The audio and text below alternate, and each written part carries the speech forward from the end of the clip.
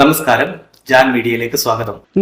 നമ്മൾക്ക് വേണ്ടി ജൈവചന്ത ഉദ്ഘാടനം ചെയ്തു. കേരള ജൈവ കർഷക സമിതി മലപ്പുറം ജില്ലാ കമ്മിറ്റിയുടെ നേതൃത്വത്തിൽ അവനവൻ ജൈവചന്തയുടെ ഔപചാരികമായ ഉദ്ഘാടനം കൽപ്പകഞ്ചേരി ചന്തയുടെ കാരണവർ എഞ്ചിനീയർ അഹമ്മദ് മൂപ്പൻ ആദ്യ വിൽപ്പന ജില്ലാ പ്രസിഡന്റ് ഡോക്ടർ PA രാധാകൃഷ്ണനിൽ നിന്നും സ്വീകരിച്ച് ഉദ്ഘാടനം ചെയ്തു. എല്ലാ ചൊവ്വാഴ്ചകളിലും കാലത്ത് 10 മണി മുതൽ രാത്രി 10 മണി വരെയാണ് കൽപ്പകഞ്ചേരി ചന്തയുടെ പ്രവർത്തന സമയം. കേരള ജൈവ കർഷക സമിതിയുടെ അംഗങ്ങൾ അവർ ഉത്പാദിപ്പിക്കുന്ന ജൈവ രീതിയിലുള്ള ഉൽപ്പന്നങ്ങൾ വിൽക്കാനും വാങ്ങാനുമുള്ള സൗകര്യം ഇവിടെ ഒരുക്കിയിട്ടുണ്ട്. ഈ സുവർണാവസരം നമ്മുടെ അംഗങ്ങളും അഭ്യുകാംക്ഷികളും പ്രയോജനപ്പെടുത്തണമെന്ന് അറിയിക്കുന്നു.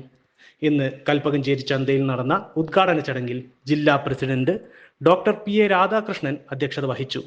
സംസ്ഥാന അംഗം Khadija Nargis teacher, secretary VP Gangadharan, treasurer professor Haroon sir, taluk president KK Razak Haji Tirur, Bahuleyan, Aminakutty Kuttippuram, E Ibrahim, Khalid Cherada, KP Dileep, KT Abdul Razak, Ayyub Abdulla, Abdul Bari എന്നിവർ പങ്കെടുത്തു.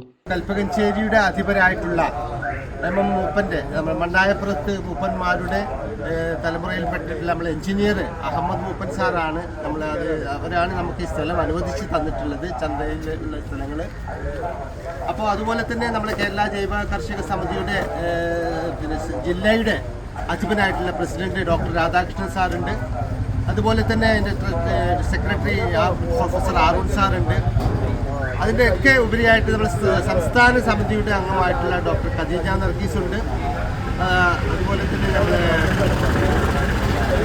അബ്ദുൾ ബാരി ഉണ്ട്.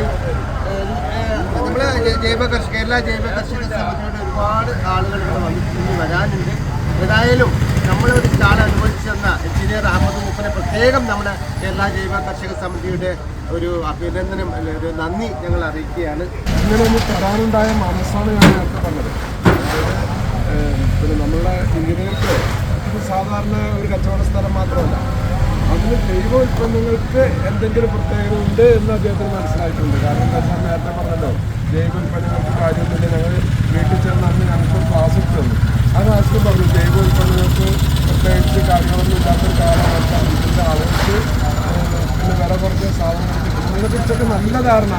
ഞങ്ങൾക്കൊരു ക്ലാസ്സിൽ തന്നെ ഞങ്ങൾ വീട്ടിൽ പോയി ചെന്നാന്ന് വന്ന് ഞങ്ങളെ ബോധ്യപ്പെട്ടിട്ടുണ്ട്. അത് തന്നെയാണ് ഞങ്ങളെയും മനസ്സിലുള്ളത്. ഔപചാരികമായ ഒരു ഉദാഹരണം ഇത് ആർക്കെങ്കിലും വിഷയത്തിൽ തുടങ്ങിയ ഉണ്ടാകും. മഴയത്ത് നമ്മൾക്ക് കൂടുതൽ സംസാരിച്ചിട്ട് കാര്യമില്ല. ഏതായാലും നേരത്തെ ഇവിടെ പറഞ്ഞ പോലെ തന്നെ ജൈവ സാധനങ്ങൾ വാങ്ങി കഴിക്കാനുള്ള ഒരു ടെൻഡൻസി ഇതിൽ ജനങ്ങൾക്ക് വരണം.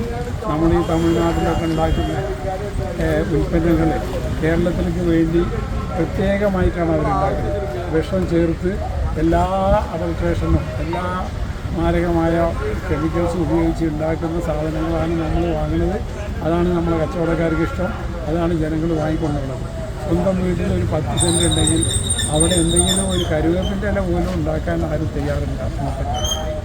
അടുക്കള കിച്ചൺ എന്നൊക്കെ പറയും പഴയ കാലത്ത്. പക്ഷേ ആരും ഒന്നും ഉണ്ടാക്കണില്ല. എല്ലാം ചന്തയിൽ പോയി വാങ്ങാം, അല്ലെങ്കിൽ കടയിൽ പോയി വാങ്ങാം. അതെല്ലാം വിഷമാണ്. നല്ല സാധനം നമ്മളെ കുട്ടികൾക്കെങ്കിലും, അടുത്ത തലമുറ വരുന്ന കുട്ടികൾക്കെങ്കിലും നല്ല ഭക്ഷണം കൊടുക്കുക. നമ്മളിപ്പോൾ ഏതായാലും എക്സ്പയറി ഡേറ്റൊക്കെ ആയി. അപ്പോൾ അതുകൊണ്ട് എന്താ കഴിച്ച് ഒരു പ്രതിരോധ ശക്തി ഈ വിഷം കഴിച്ചാലും എഫക്റ്റ് ചെയ്യില്ല എന്നുള്ള നിലയിലെത്തിയിട്ടുണ്ട്.